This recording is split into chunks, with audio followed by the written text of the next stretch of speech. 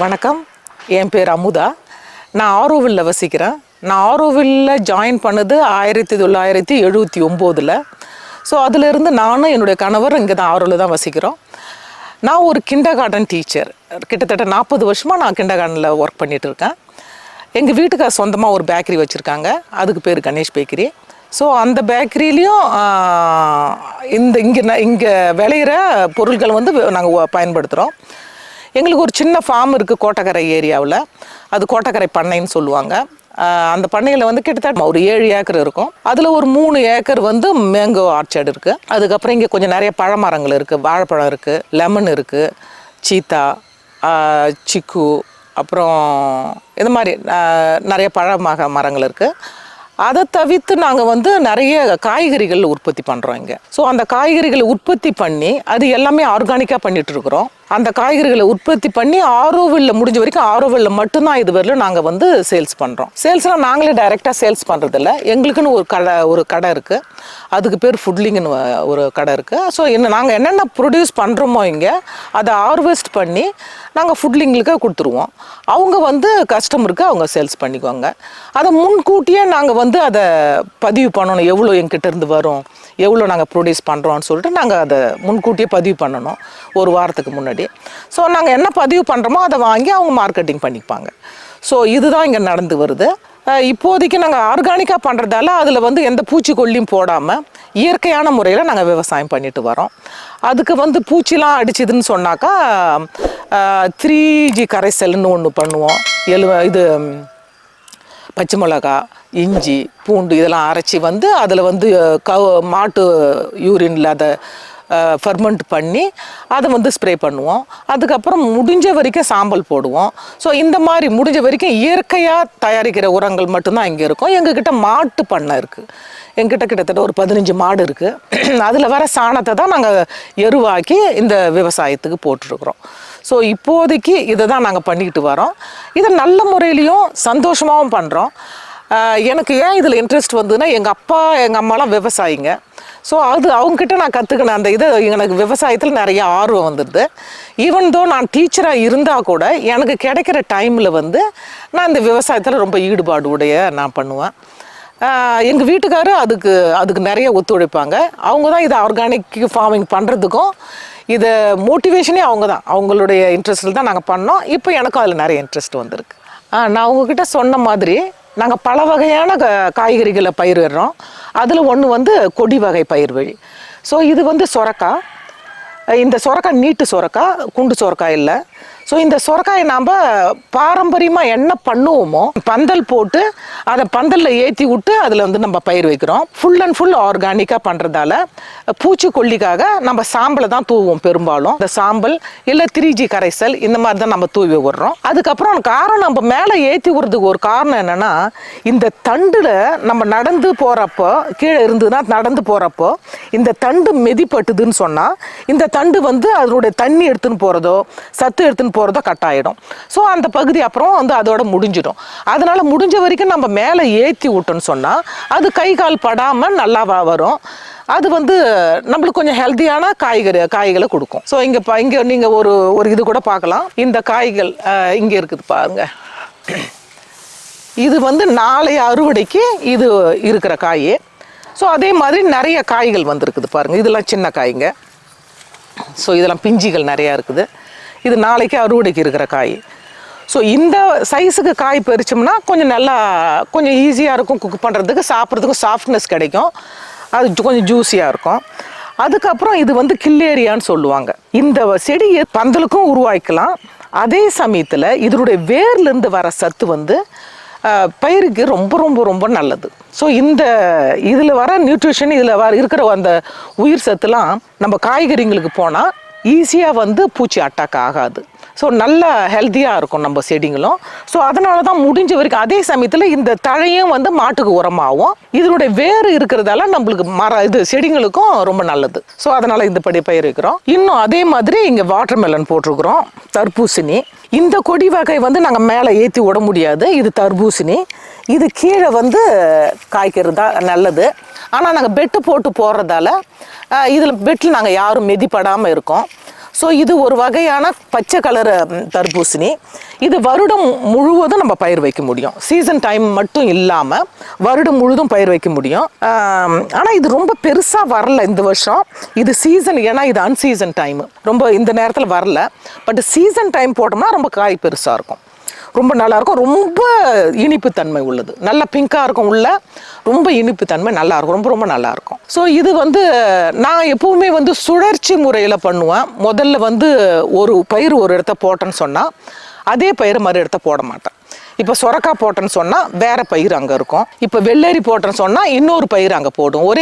ஒரே பயிர் போடாமல் சுழற்சி முறையில் பயிர் போட்டோம்னா அதில் இருக்கிற சத்தை அந்த செடிகள் எடுத்து நல்லா ஹெல்த்தியாக வளரும். அது நல்ல பலன் கொடுக்கும், நிறைய பலன் கொடுக்கும். ஸோ அதனால தான் சுழற்சி முறையில் வேறு பயிர் வைக்கிறது. ஸோ இப்போ இந்த கொடி போட்டோன்னா அடுத்த டைம் வேறு எதனா செடி போடுவோம் அந்த இடத்துல.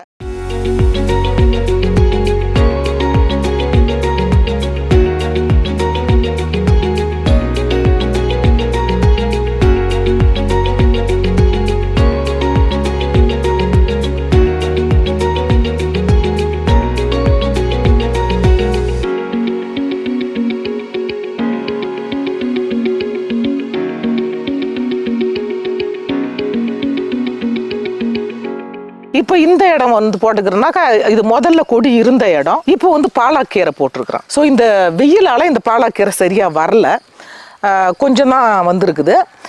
இது அடுத்த டைம் இந்த இடத்துல நான் ஏதாவது கொடி வகை போடுவோம். இந்த பாலாக்கீரை ரொம்ப ரொம்ப ரொம்ப ஹெல்தி, நம்ம நாட்டுக்கீரை மாதிரி தான், பட் ஆனால் அதை விட ரொம்ப ஹெல்தி. நிறைய வாண்டட் இருக்குது, நிறைய பேருக்கு இது நிறைய பயன்படுத்துகிறாங்க. பாலாக் பன்னீர் இதுக்கு. மற்றபடி நம்மளே சாதாரணமாக கூட காய்கறிகளை சமைக்கிற மாதிரி சமைக்கலாம், மற்ற கீரைகளை சமைக்கிற மாதிரி சமைக்கலாம். ஆனால் நிறைய பேருக்கு இது விரும்பி வாங்குறாங்க. நாங்கள் பயிர் வைக்கும் போது பெரும்பாலும் ஒரு அடுக்கு முறை நான் பெரும்பாலும் பண்ண மாட்டேன். எனக்கு தண்ணியை சேமிக்கணும், அதே சமயத்தில் இருக்கிற இடத்த நல்லபடியாக பயன்படுத்தணும். அந்த காரணத்துக்காக 2 அடுக்கு முறை பயிர் வழியை நான் பண்ணுவேன். ஸோ ஃபர்ஸ்ட் நாங்கள் செடி விதை போடுறப்போ கீரையும் நாங்கள் போட்டுருவோம். கீரை வளர்ந்த உடனே கீரையை பிடிங்குவோம். அதுக்கப்புறம் அந்த செடி வளர்ந்து கொடி ஆகிறப்ப நம்மளுக்கு கொடி மேலே வரும். ஸோ நம்ம பாசுகிற தண்ணி வேஸ்ட்டாகவும் ஆகாது, வைப்ரேட்டும் ஆகாது. அதே சமயத்தில் நாங்கள் தண்ணி நீர் பாசனத்தை ரொம்ப ரொம்ப ரொம்ப ஜாக்கிரதையாகவும் ரொம்ப கேர்ஃபுல்லாகவும் பண்ணுவோம். ஏன்னாக்கா தண்ணி சேமிக்கணுன்றது எங்களுடைய கொள்கை. அதனால நாங்கள் ரெயின் ஓஸ் தான் பயன்படுத்துவோம். ஃப்ளட்டட் வாட்டர் எதுவுமே கிடையாது. நீர் பாசனம் அப்படியே மாணவரே திறந்தெல்லாம் விடமாட்டோம். அதனால தண்ணி நிறைய சேமிப்பாகும், நிலத்துக்கும் நல்லது. ரொம்ப ஜாக்கிரதையாக கையாளுவோம் நாங்கள் இதை. கீரை வகைகளும் ரொம்ப நிறைய கீரை வகைகள் நாங்கள் பயிர் வைக்கிறோம். ஒரே வகையான கீரை வகைகள் கிடையாது. ஸோ இங்கே இருக்கிறது பொன்னாங்கண்ணி. இது ரொம்ப ரொம்ப ரொம்ப கண்ணுக்கு ரொம்ப நல்லது, உடம்புக்கு ரொம்ப நல்லது அப்படின்னு சொல்லிட்டு எல்லாருக்கும் தெரியும். நான் சொல்லி தான் தெரியணும் இல்லை. ஸோ இதை இயற்கையாக நாங்கள் பயிர் வச்சு நம்ம இயற்கையாக சாப்பிட்றது இன்னும் கூடுதல் சத்தோ கூடுதல் பாய்சன் இல்லாமல் நம்ம உடம்புக்கு நல்ல சத்தான பொருளை நம்ம சாப்பிட்றோம். அங்கே இது ருக்கோலா. இது பெரும்பாலும் சாலட்ல நம்ம சாப்பிட்ற பொருள். அது பச்சை காய்கறிகளில் இதை நாங்கள் ஊடு பயிராகவும் வச்சுருக்கோம். இப்போ கீரை, அதே கீரை இங்கேயும் இருக்கும். இதுக்கு நிழல் கொஞ்சம் தேவைப்படுறதால இந்த நிழல் அதுக்கு போதும். அதனால ருக்கோலா நல்லா வளருது. ஏன்னா இந்த சீசனில் ருக்கோலா வளருதே ரொம்ப கஷ்டம். பட் இந்த நிழல் இருக்கிறதாலையும் இந்த ஊடு பயிராக பண்ணுறதாலே ருக்கோலா நிறைய வருது.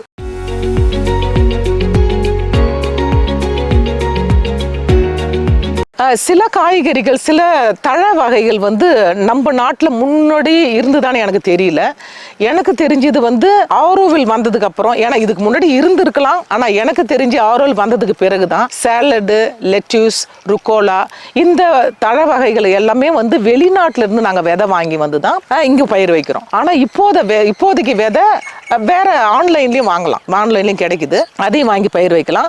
ஆனால் அது ஒரு குறிப்பிட்ட சீசன்ல மட்டும்தான் பயிர் வைக்க முடியும். இப்போ அதை பயிர் வைக்கிறது டிசம்பர், ஜனவரி, பிப்ரவரி இந்த 3 மாசத்துல நல்லா வளரும். ஏன்னா வெதர் நல்லா இருக்கும், பனி நல்லா பெய்யறனால அதில் ரொம்ப நல்லா வளரும். நிறைய அதை ப்ரொடியூஸ் பண்ணி நாங்கள் நிறைய சேல்ஸ் பண்ணுறோம். அது நிறைய பாண்டிச்சேரிக்கும் நாங்கள் நிறைய அனுப்புகிறோம். நிறைய பேர் அதை வாண்டடாக கேட்பாங்க. சாலட் செய்கிறதுக்கு ஹோட்டல்ஸ் எல்லாமே அதை விரும்பி வாங்குவாங்க. அந்த சீடு முதல்ல நம்ம ஊரில் இருந்து தானே எனக்கு தெரியல. ஆனால் இப்போதைக்கு ஆன்லைனில் கிடைக்குது. நாங்கள் பெரும்பாலும் வெளியில் இருந்தால் அதை இம்போர்ட் பண்ணுறோம். அது ரொம்ப ரொம்ப ரொம்ப நல்ல ஹெல்த்தியான ஒரு ப்ராடக்ட். இப்போ இந்த பயிர் வகைகள் மட்டும் இல்லாமல் இந்த செடி வகைகள் மட்டும் இல்லாமல் நிறைய மரங்கள் நிறைய பழ வகைகள் வந்து வெளிநாட்டில் வந்து இங்கே ஆரோவிலுக்கு வந்தவங்க அவங்க மூலியமா இன்ட்ரடியூஸ் பண்ணி நிறைய மரங்களை இப்போ ஆரோவில் நட்டுருக்குறாங்க. நமக்கு முன்னாடி வளர்க்காத மரங்கள் சவர் சோப்புன்னு ஒரு மரம் இருக்குது. அந்த பழம் வந்து ரொம்ப ஹெல்தி, ரெண்டாவது ரொம்ப ரொம்ப ரொம்ப சுவையாக இருக்கும். ஆனால் இதுக்கு முன்னாடி அது இருந்ததே இல்லை, நம்ம தமிழ்நாட்டில் இருந்தது இல்லை. இப்போ அவங்க இன்ட்ரடியூஸ் பண்ணி அதை அவங்க வளர்த்து இப்போ நிறைய பேர் அதை நாங்கள் வளர்க்குறோம். சவர் சோப்பு வளர்க்குறோம். நிறைய வகையான மரங்கள் பழங்கள், இது ரோஸ் ஆப்பிள்னு ஒன்று இருக்குது. ஸோ இதெல்லாம் வந்து முன்ன இருந்து நம்மக்கிட்ட இருந்துதான்னு எனக்கு தெரியல, இங்கே ரொம்ப இன்ட்ரடியூஸ் ஆகலை. ஆனால் இப்போ இவங்க ஆரோவில் ஸ்டார்ட் பண்ண பிறகு அவங்க கொண்டு வந்து இதை அவங்க முயற்சி எடுத்து வளர்த்து நிறைய பேர் இப்போ நம்ம வளர்க்க ஆரம்பிச்சிருக்கிறோம். அந்த கைடன்ஸ் வந்து ரொம்ப நல்ல ரிச்சான ஒரு அப்ரோச்சிங்க. ஸோ இது வந்து கீரை நாங்கள் போட்டிருந்து வெறும் கீரை மட்டும் ஒரு அடுக்கு பயிர் வழி சுழற்சி முறை. இதில் கீரை மட்டும் போட்டிருந்தோம். இப்போ வந்து இது முடிகிற தருவாயில் இருக்குது. ஆனால் இப்போ நீங்கள் பார்ப்பீங்க நிறைய கீரைகள் இருக்கும், வேறு வேறு வித்தியாசமாக இருக்கும். இது எல்லாமே கீரை வகைகள் தான். நம்ம வந்து எடுத்துக்கிறது, நம்ம வியாபாரத்துக்கு போகிறது வந்து தண்டு கீரை, அரைக்கீரை, சிறுகீரை இந்த மாதிரி தான் நம்ம அனுப்புகிறோம். ஆனால் இதில் வளர்கிற கீரை ஃபார் எக்ஸாம்பிள் வந்து கோழிக்கீரை, அதுக்கப்புறம் பசலைக்கீரை இருக்குது, அரிவாமுக்கு கீரை இருக்குது, இது கொய்யாக்கீரை இருக்குது, நிறைய கீரை வகைகள் இருக்குது. ஈவன் எனக்கு பேர் நிறைய பேர் தெரியல. சாட்டின கீரை இருக்குது. இந்த வகையான கீரைகள் எல்லாமே கடைகளில் கூட கிடைக்கிறது கிடையாது. கடைகளில் கண்டிப்பாக கிடைக்காது. ஏன்னா இது பயிர் வைக்கிற இடத்துல மட்டும்தான் இருக்கும். இதை சாப்பிட்றவங்க ஒருத்தர் விவசாயியாக இருக்கலாம், இல்லை விவசாய வேலை பண்ணுறவங்களா தான் சாப்பிடுவாங்க. இது கண்டிப்பாக எல்லாமே ஒவ்வொன்றுக்கும் ஒவ்வொரு மருத்துவ குணம் இருக்குது. உங்களுக்கு நீங்கள் யூடியூப்பில் பார்த்தா தெரியும் இந்த வகையான கீரைகள் எல்லாத்துக்கும் என்னென்ன மருத்துவ குணங்கள் இருக்குன்னு. அதை வந்து நம்மளுக்கு ஈஸியாக மக்களுக்கு போய் சேராது. ஏன்னா இது வந்து விவசாயிகள் மட்டும் சாப்பிடுவாங்க. இதை யாருக்கும் தெரியாததால் யாரும் விரும்பி வாங்க மாட்டாங்கிறாங்க. இதை வந்து பயிர் வழியாக செஞ்சால் கூட ரொம்ப ரொம்ப சத்தான பொருள் மக்களுக்கு போய் சேரும். முன்னாடியே நான் உங்ககிட்ட சொன்ன மாதிரி தான் இது வந்து கொடி வகையை சேர்ந்தது. அந்த பக்கம் நம்ம சொரையை பார்த்தோம், இங்கே புடலங்காய் இருக்குது, அதே சமயத்தில் வெள்ளரி இருக்குது. ஸோ புடலையும் வெள்ளரியும் நான் ஒன்றா போட்டிருக்கிறது காரணம் என்னென்னா, ஒன்று ஈல்டு கொடுக்குறப்ப ஒன்று வளர்ந்துக்கினே இருக்கும். ஸோ அந்த ஈல்டு கொடுக்குறப்ப இது முடிவு அடைஞ்சிரும். ஸோ நம்மளுக்கு 2 வகையில் வந்து பெனிஃபிட் கிடைக்கும். இதுவும் பந்தல் வகையில் நாங்கள் போட்டிருக்கிறது. இங்கே வந்து நான் இப்போ ரைட் சைடில் இருக்கிறது வந்து நம்ம கத்திரிக்காய் நட்டுக்கிறோம். ஒரு சின்ன குவான்டிட்டி தான் நாங்கள் நட்டுருக்கிறது இங்கே. இது வந்து பாத்தியில் நட்டுருக்குறோம். இது எங்களுடைய சொந்த விதை. நாங்களே விதையை எடுத்து நாங்களே போட்டு அது உற்பத்தி பண்ணி நாங்களே பண்ணுறோம் இதை. ஸோ இந்த இது கத்திரி இதில் போட்டிருக்கிறோம். இந்த பக்கம் பார்த்தீங்கன்னா 2 அடுக்கு சுழற்சி முறை விவசாயம். இதில் சொரை போட்டிருக்கிறோம், அதே சமயத்தில் கீரையும் ஊடு பயிராக போட்டிருக்கிறோம். ஸோ கீரையும் சொரையும் ஒரே டயத்தில் போடல. நாங்கள் சொரை போட்டு கொஞ்சம் செடி வளர்ந்த பிறகு அதில் இருக்கிற களையெல்லாம் எடுத்துட்டு அதுக்கப்புறம் கீரை விரைச்சோம். ஸோ இப்போதைக்கு சொரை செடியும் வளர்ந்துருது, கீரை இப்போ கிட்டத்தட்ட அடுத்த வாரம் அறுவடைக்கு வந்துடும். ஸோ இப்போ வந்து நம்மளுக்கு 2 பெனிஃபிட் கிடைக்கும் ஒரே நேரத்தில். தண்ணியும் சேமிப்பாகும், சூரிய வெளிச்சமும் போதுமானது கிடைக்கும். ஸோ அதனால் நம்மளுக்கு 2 வகையில் வந்து பயனுள்ளதாக இருக்கும். நாங்கள் போட்டிருக்கிறது ரொம்ப ஜாஸ்தி போட மாட்டோம். ஒரு 3 லைனு சொரை, ஒரு 3 லைனு பூசணி, இது ஒரு 3 லைனு பூசணி போட்டிருக்கிறோம். இதுவும் 2 அடுக்கு சுழற்சி முறை தான், பயிர் வழி தான். இப்போ சொரை இது பூசணி போட்டுட்டு பூசணியை இப்போ நம்ம இதில் இருக்கிற கீரையை பறித்து எடுத்துகிட்டு உடனே பூசணி செடியை நம்ம ஒரே பக்கமாக தூக்கி விட்டோம்னாக்கா பூசணிக்காய்க்கு பிரச்சனை இல்லை, அதில் யாரும் நடக்க மாட்டாங்க. ஸோ அதனால தான் நம்ம கீழே விட்டுருக்குறோம். இது கொஞ்சம் லார்ஜ் ஸ்கேலில் நான் போட்டிருக்கிறேன் வெள்ளரி. இது வந்து ஃபுல்லாகவே தரையில் படுற வெள்ளரி இது. ஏன்னா பந்தல் போடுறதுக்கு ரொம்ப கொஞ்சம் கஷ்டமாக இருந்ததால நாங்கள் பந்தல் போடலை. ஸோ இதுவும் 2 அடுக்கு பயிர் வழி முறை தான். கீழே வந்து கீரை, அந்த கீரைக்கு எடுக்கிறதுங்காட்டி அதுக்கு கொடி ஓரளவுக்கு ஓடி வளர்ந்துடும். அதுக்கு பிறகு நாங்கள் வந்து கீரையை எடுத்துட்டு நம்ம இது வெள்ளரியை நம்ம பறிச்சிக்கலாம் காய் வந்த உடனே. இப்போ வந்து இந்த வெள்ளரியை நம்ம எடுத்துக்கணும்னு சொன்னால் இது எப்பவுமே வளர்கிற வெள்ளரி. இது பழ வகை வெள்ளரி இல்லை, இது காய்காக சேலடுக்காக போடுற வெள்ளரி மட்டும்தான் இது. ஸோ இங்கே நிறைய பேர் சேலடு சாப்பிட்றதால வெள்ளரி காய்க்கு நிறைய எங்களுக்கு ஒரு பெரிய ரெஸ்டாரண்ட் இருக்குது, அதுக்கு பேர் சோலார் கிச்சன். அங்கே கிட்டத்தட்ட ஒரு 1000 பேர் சாப்பிட்றாங்க. அவங்களுக்கு டெய்லி காய்கறி, பச்சை காய்கறி போடுறதால ஸோ வெள்ளரி எங்களுக்கு வந்து நிறைய தேவைப்படுறதால வெள்ளரி நாங்கள் லார்ஜ் குவான்டிட்டி போட்டிருக்கிறோம். இது எப்பவுமே வரக்கூடியது, எந்த மாதம் வேணாலும் வரும். தண்ணி தேவைப்படும். ஆனால் அதனால தண்ணி சேமிப்புக்காக நம்ம பார்த்து நம்ம அதை பயிர் வைப்போம். இது 2 மாதத்தில் 60 நாளில் காய் விடும். அதுக்கப்புறம் அது 1 மாதத்துக்கு காய் வரும். மொத்தத்தில் ஒரு 3 மாதத்து பயிர் இது.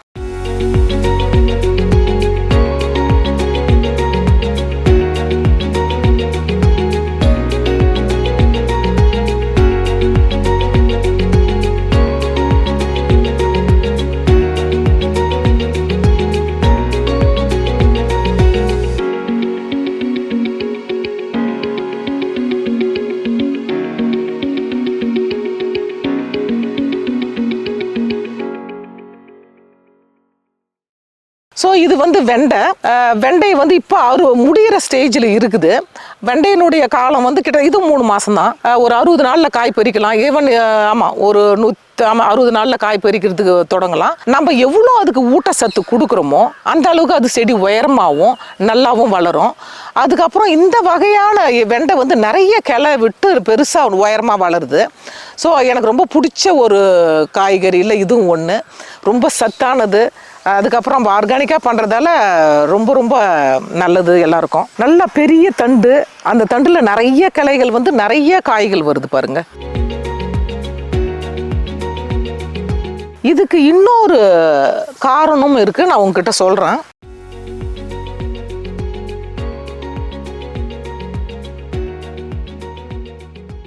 ஸோ இதுக்கு நாங்கள் ஒரு வகையான உரம் கொடுக்குறோம்.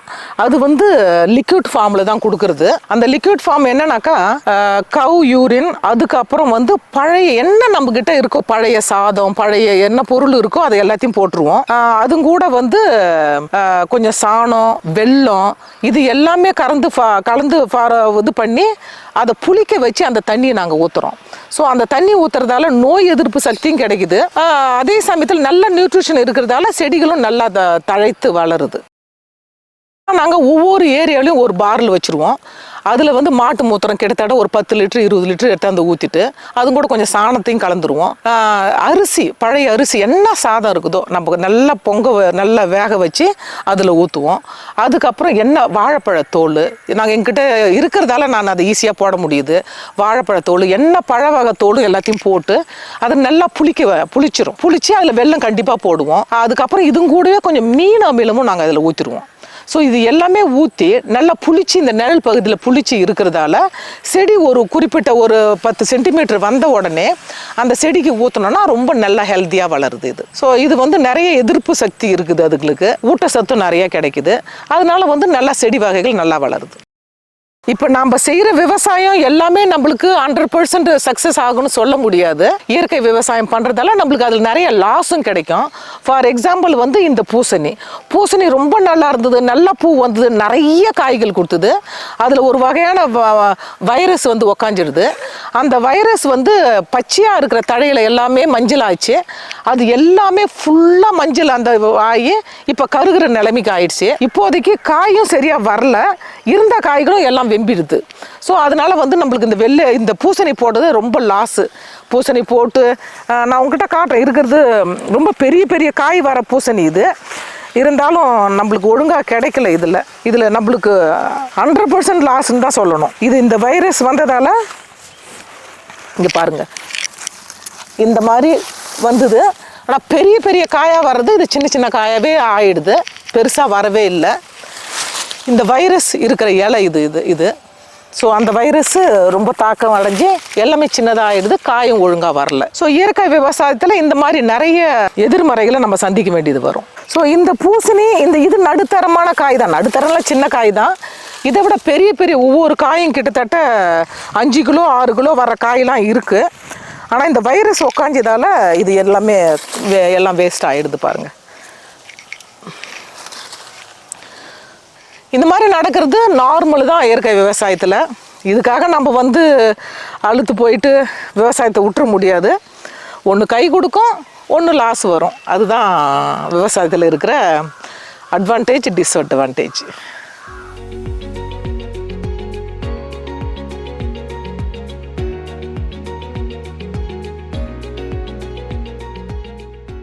நான் உங்ககிட்ட முன்னாடியே சொன்ன மாதிரி தான் எங்ககிட்ட கிட்டத்தட்ட ஒரு 15 மாடுலாம் இருக்குது.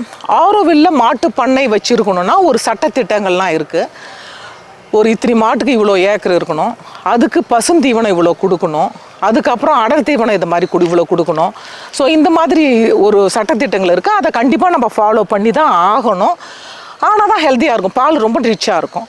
அதனால் எங்களுக்கு இந்த ஏரியா ஃபுல்லாக கிட்டத்தட்ட ஒரு 1.5 ஏக்கர் வந்து நாங்கள் வந்து மாட்டு தீவனத்துக்காக அந்த புல்லு போட்டிருக்கிறோம். இதை டெய்லி வெட்டி அதை ஒரு மெஷினில் அரைச்சி, இல்லை கொஞ்சம் சின்னதாக இருந்தால் அரைக்காமல் போடுவோம், பெருசாக இருந்தால் அதை அரைச்சி போடுவோம். ஸோ இதை வெட்டி அரைச்சி போட்டு அதுக்கப்புறம் அடர் தீவனமும் நாங்கள் கொடுப்போம் அந்த சாப்பாட்டுக்கு. அதே சமயத்தில் வைக்கலும் இருக்குது. ஸோ இது 3த்தையும் கலந்து கொடுத்தா கொஞ்சம் நல்ல மாடுகளும் ஹெல்த்தியாக இருக்கும், ரிச்சான மில்க் இருக்கும். அந்த பாலினுடைய தன்மை வந்து ரொம்ப நல்லாயிருக்கும். ஸோ இங்கே ஆரோவில் இப்போதைக்கு நாங்கள் பெருசாக சந்திக்கிற ஒரு பெரிய பிரச்சனைகள் என்னன்னாக்கா காட்டுப்பன்றி. அந்த காட்டுப்பன்றி வர்றதால வந்து எங்களால் எதுவுமே ஒழுங்காக பயிர் வைக்கிறது ரொம்ப கஷ்டமாக இருக்குது. ஈவன் தோ எங்களுக்கு இப்போ நம்ம இந்த கரண்ட்டு கொடுத்துருக்குறோம், இது கரண்ட்டு டைரெக்டாக இல்லை, சோலார் பேனல் வச்சு அதில் வந்து கரண்ட்டை பேட்டரியில் சேவ் பண்ணி அதுலேருந்து ராத்திரியில் நாங்கள் இதை கரண்ட்டு கொடுப்போம். ஸோ இந்த கரண்ட்டு சில நேரத்தில் போதுமானதாக இருக்கும், சில நேரத்தில் போதுமானதாக இல்லாத இருந்ததுன்னா அப்பயும் அதை தாண்டி பண்ணி உள்ளே வந்துடும். ஸோ அது வந்து ரொம்ப ரொம்ப ரொம்ப எங்களுக்கு நிறைய வேஸ்டேஜ் ஆக்குறது அதுதான். அதுக்கப்புறம் எங்களுக்கு மயில் தொல்லைன்னு ஒன்று இருக்குது. நாங்கள் கிராமத்து பக்கத்தில் இருக்கிறதால பக்கத்தில் இருக்கிற டொமஸ்டிக் அனிமலும் ஒரு ஆடு மாடு இது எல்லாமே வருது. அதை தாண்டி மயில், அதை தாண்டி பன்னி, இதை எல்லாத்தையும் தாண்டி நாங்கள் பயிர் வச்சு இதை ப்ரொடக்ஷன் எடுத்து போனால் தான் எங்களுடைய வாழ்க்கை தரம் போயிட்டு இருக்கோம். இதுதான் நாங்கள் சந்திக்கிற பிரச்சனைகளில் ஒன்று.